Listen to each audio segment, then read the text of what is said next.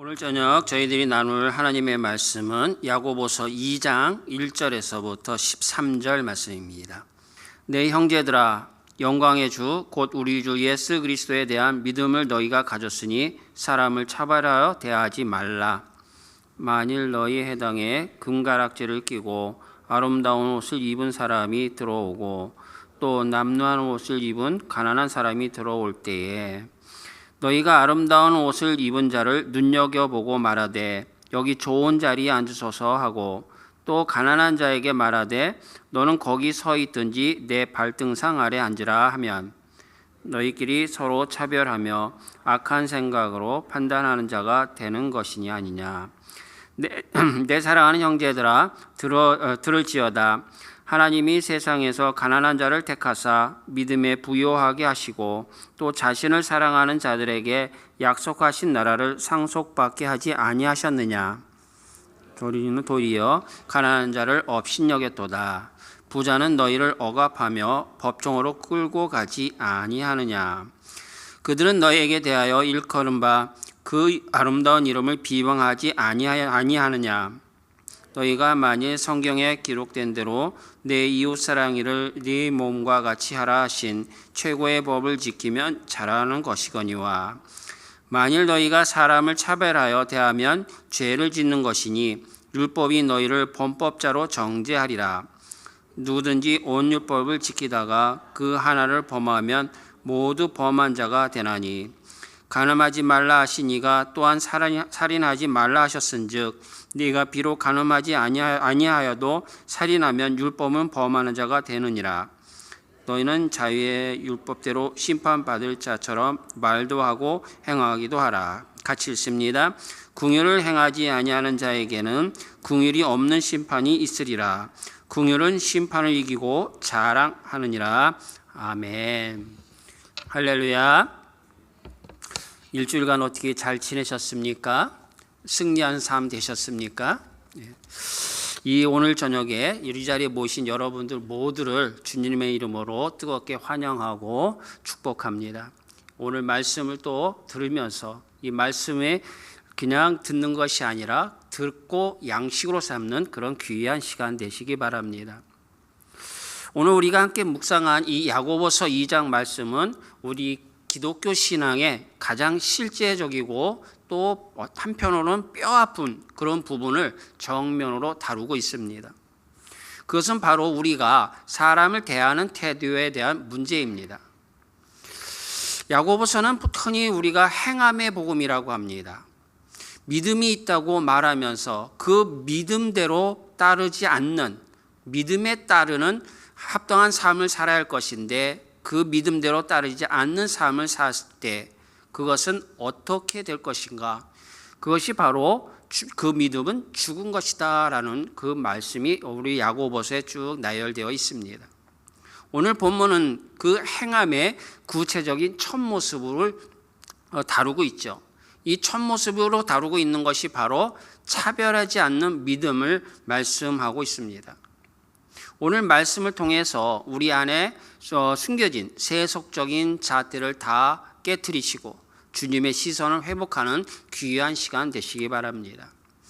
첫 번째로 영광의 주를 믿는 자는 결코 외모로 사람을 취하지 않는다는 것입니다. 오늘 본문 1절을 보게 되면 1절 말씀을 아주 단호하고 또 영광스러운 선포입니다. 우리 1절을 같이 읽겠습니다. 시작. 내 형제들아, 영광의 주 곧 우리 주 예수 그리스도에 대한 믿음을 너희가 가졌으니 사람을 차별하여 대하지 말라. 아멘. 이 말씀을 보게 되면 주님을 뭐라고 표현했냐면 영광의 주다라고 표현했습니다. 이거는요, 이렇게 영광의 주라는 말로 표현한 것은 아주 의도적인 표현입니다. 우리가 믿는 예수 그리스도는 하늘의 모든 찬란한 영광을 다 소유하신 분이죠. 그런데 이 영광의 주님께서 이 땅에 오실 때 어떤 모습으로 오셨습니까? 금 가락지 끼고 오셨습니까? 화려한 옷을 입었습니까? 또는 왕궁에서 태어났습니까? 그분은 냄새나는 마구간 말 구유에서 가장 낮은 비천한 모습으로 오셨습니다. 머리 둘 곳조차 없으셨고 아름다운 모양도 없으셨습니다. 야고보가 주님을 영광의 주라고 부른 이유는 바로 이 세상이 말하는, 우리가 이 세상 속에서 일컫는 가짜 영광과 주님의 진짜 영광을 대비시키기 위한 겁니다. 세상은 돈이 많고 권력이 있고 화려한 옷을 입어야 영광스럽다고 합니다. 하지만 진짜 영광은 그런 외적인 것에 있는 것이 아니라 하나님의 본체이신 예수 그리스도 그분 자신에게 있습니다. 그 영광의 주님을 마음의 중심에 모신 성도라면 세상이 말하는 그 껍데기뿐인 영광에 현혹되어 사람을 차별해서는 안 된다는 것입니다. 당시 초대 교회 상황을 한번 보십시다. 2절과 3절에 보게 되면 아주 구체적으로 나와 있지요. 회당에 금가락지를 끼고 화려한 옷을 입은 부자가 들어오면 모든 성도가 일어나 좋은 자리를 권하며 굽신거립니다. 하지만 남루한 옷을 입은 냄새나는 가난한 자가 들어오면 저기 구석에 서 있든지 내 발등상 아래 앉으라며 차갑게 대합니다. 야고보는 이것을 향해서 4절에서 이렇게 말합니다. 우리 4절을 같이 읽겠습니다. 시작. 너희끼리 서로 차별하며 악한 생각으로 판단하는 자가 된 것이 아니냐. 아주 무섭게 질타를 합니다. 사랑하는 성도 여러분, 여기서 차별한다라는 말이 나오죠. 이 차별한다는 말은 말 그대로 우리의 마음이 두 갈래로 나눠졌다는 겁니다. 마음이 나눠진 거예요. 마음이 하나로 해서 어떻게든 추진해서 나가야 될 이 상황에서 우리의 마음이 둘로 나눠진 겁니다. 하나님을 향한 순전한 마음이 세상의 욕심과 섞여버린 겁니다. 사람을 볼 때에 하나님의 형상으로 보는 것이 아니라 저 사람이 나에게 이익이 될까? 저 사람이 우리 교회에 재정적으로 어떻게 도움이 좀 될까? 이런 세속적인 계산을 두드리는 것이 바로 악한 생각인 겁니다. 하나님은 외모로 사람을 취하지 않으셨다는 건 여러분도 잘 아시죠? 오히려 5절 말씀처럼 세상에서 가난하고 소외된 자들을 택하여 믿음을 부요하게 하시고 하나님 나라의 상속자로 삼으셨습니다. 우리가 만약 세상과 똑같은 기준으로 사람에게 등급을 매긴다면 저분은 차려입은 것도 참 루이비통 들었어 1등급. 저 아저씨 일하다 오셨나? 5등급. 이렇게 우리가 숫자까지는 아니지만 내 마음속에 마음이 갈라져 가지고 등급을 매기고 이렇게 대우한다면 우리는 하나님을 대적하는 자가 됩니다. 6절과 7절 말씀을 같이 보겠습니다. 6절과 7절 같이 읽습니다. 시작. 너희는 도리어 가난한 자를 업신여겨도다. 부자는 너희를 억압하며 법정으로 끌고 가지 아니하느냐. 그들은 너희에게 대하여 일컫는 바 그 아름다운 이름을 비방하지 아니하느냐. 아멘. 부자가 어떻게 해요? 너희를 억압하고 법정으로 끌고 간다는 겁니다. 그리고 주님의 아름다운 이름을 비방하는 자들이 너희들이 바로 그런 아이들 아니냐라는 겁니다. 그런데 왜 너희는 너희를 억압하는 세상 권력에 고개 숙이면서 예수님께서 사랑하시는 가난한 형제를 업신여기냐는 것입니다. 우리 대흥장로 교회는 오직 영적인 시선으로 사람을 보아야 할 것입니다. 우리 교회의 문턱을 넘어서 들어오는 성도가 있다면 그 모든 영혼이 하나님의 사랑 안에서 똑같이 존귀함을 경험해야 합니다. 세상에서 상처받고 소외된 이들이 우리 교회에 왔을 때 이곳이야말로 세상과 다른 천국이구나 하는 것을 느낄 수 있도록 우리 안에 있는 모든 차별의 벽을 무너뜨리기를 주님의 이름으로 축원합니다. 두 번째로 최고의 법인 사랑을 실천할 때 우리의 믿음은 비로소 온전해진다는 것입니다. 야고보는 차별의 문제를 해결할 그 방법을 제시해 줬습니다. 그 방법이 바로 근본적인 대안인데 이것이 바로 8절에 나오는 최고의 법입니다. 우리 8절을 같이 봅니다. 시작. 너희가 만일 성경에 기록된 대로 내 이웃 사랑하기를 내 몸과 같이 하라 하신 최고의 법을 지키면 잘하는 것이거니와. 아멘. 예, 뭐라고 했습니까? 최고의 법? 네 이웃을 사랑하기를 내 몸같이 하라는 겁니다. 이것이 주님이 주신 최고의 법이라는 겁니다. 이 최고의 법은 우리 주님께서 율법의 완성으로 주신 계명입니다. 우리가 사람을 차별하지 않는 소극적인 그 자세에 머무는 것이 아니라 좀 더 적극적으로 이웃을 내 몸처럼 사랑하는 단계로 나아가야 한다는 뜻입니다. 사랑이 없으면 우리는 필연적으로 판단하게 됩니다. 판단하게 되면 어떻게 됩니까? 정죄하게 됩니다. 정죄하게 되면 어떻게 됩니까? 차별하게 되는 겁니다. 하지만 사랑이 우리 마음을 지배하면 상대방의 그 겉모습 너머에 있는 그 영혼의 무게를 느끼게 될 줄로 믿습니다. 야고보가 차별하는 행위를 두고 왜 이렇도록 강하게 죄라고 규정하며 율법의 범법자라고 부르는지 우리는 깊이 생각해야 합니다. 우리 10절 말씀도 보겠습니다. 10절 말씀 같이 봅니다. 시작. 누구든지 온 율법을 지키다가 그 하나를 범하면 모두 범한 자가 되나니. 아멘. 이것은 율법의 통일성을 강조하고 있는 것입니다. 율법은 우리가 골라 잡을 수 있는 선택사항이 아닙니다. 율법은 하나님의 거룩한 성품을 반영하는 하나님의 생명체와 같습니다. 11절의 말씀처럼 간음하지 말라고 하신 분이 살인하지 말라고 하셨습니다. 마찬가지로 우상 숭배하지 말라고 하신 분이 이웃을 내 몸과 같이 사랑하고 차별하지 말라고 명령하셨습니다. 여러분들 죄를 짓게 되면 이런 마음이 듭니다. 우리가 죄를 졌습니다. 어떤 사람이 죄를 졌다 칩시다. 죄를 졌는데 물리적으로, 육체적으로 어떤 범죄를 정한 것은 우리는 큰 죄라고 생각합니다. 그런데 마음속으로 한 거는 좀 작은 죄로 생각한다는 거죠. 다시 얘기하면 우리는 죄를 큰 죄와 작은 죄로 나눈다는 겁니다. 간음이나 살인이나 도둑질, 큰 죄라고 생각하시죠.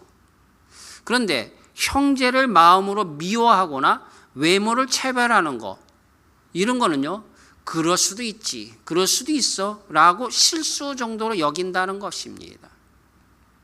하지만 하나님이 보시기에 차별은 율법 전체를 파괴하는 치명적인 범죄입니다.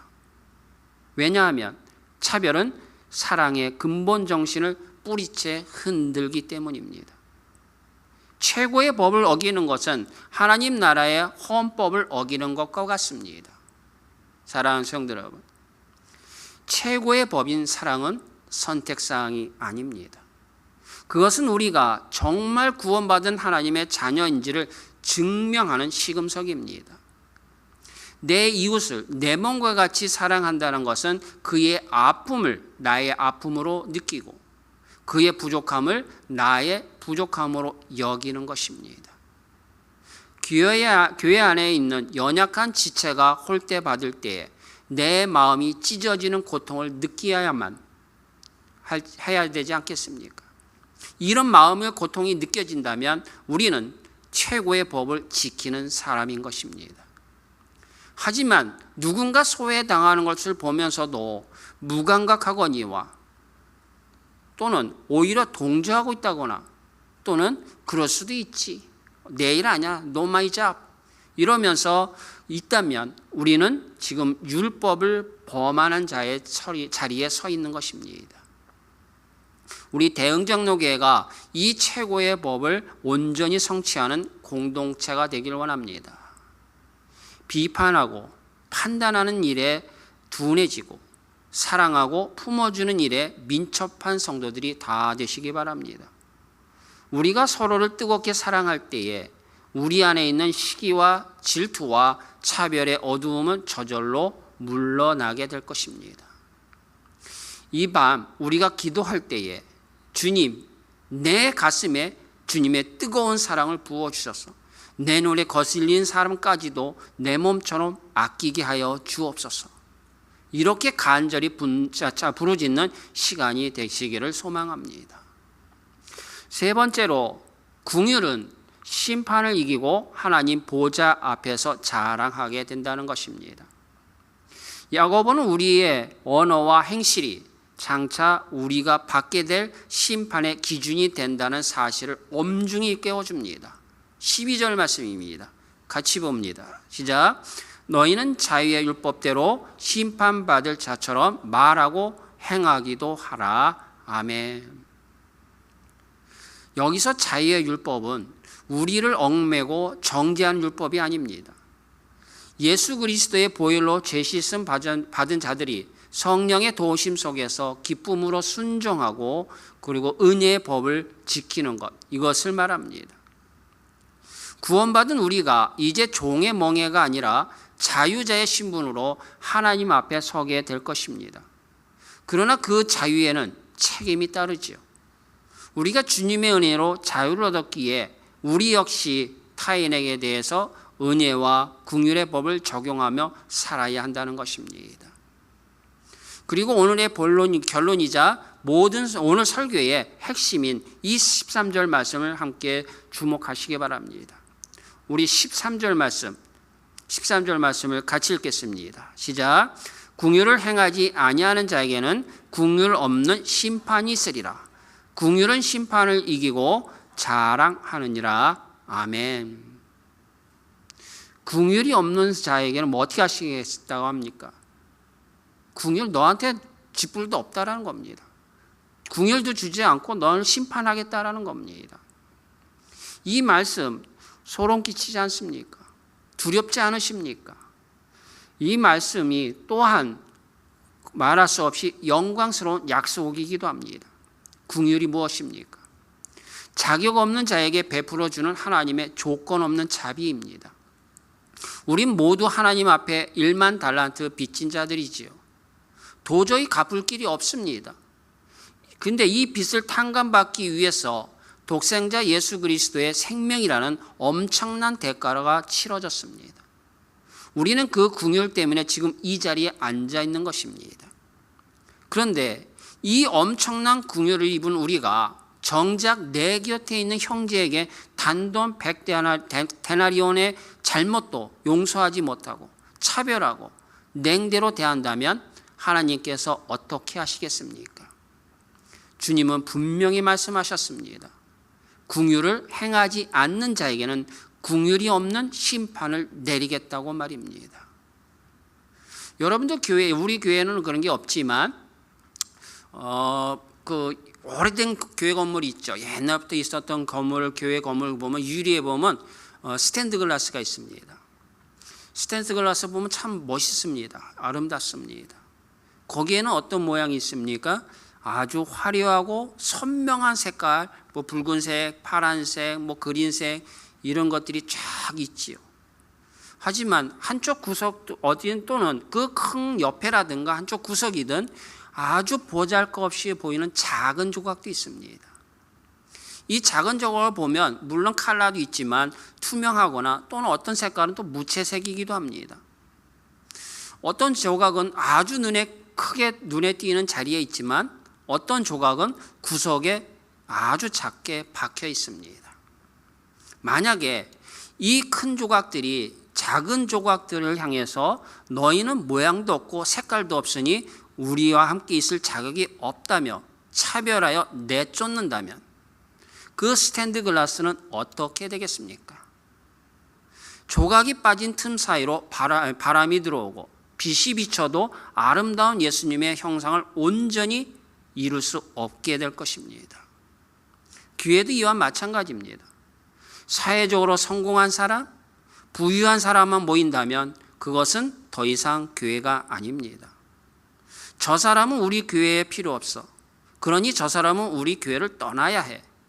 저 사람은 떠날 사람이야 라고 한다면, 그리하여 끼리끼리 모이려고만 한다면 그것은 더 이상 교회가 아닙니다.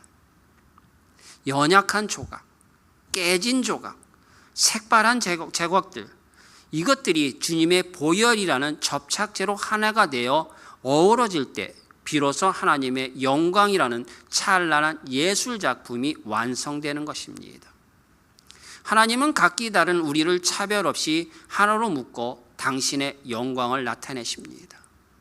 성도 여러분, 하나님의 심판대 앞에 섰을 때에 주님의 긍휼이 우리를 덮어주지 않는다면 그 누가 불꽃 같은 눈동자 앞에 견뎌낼 수 있겠습니까? 우리가 남을 차별하고 업신 여기는 것은 결국 내 자신을 향한 하나님의 긍휼의 문을 닫는 어리석은 행위입니다.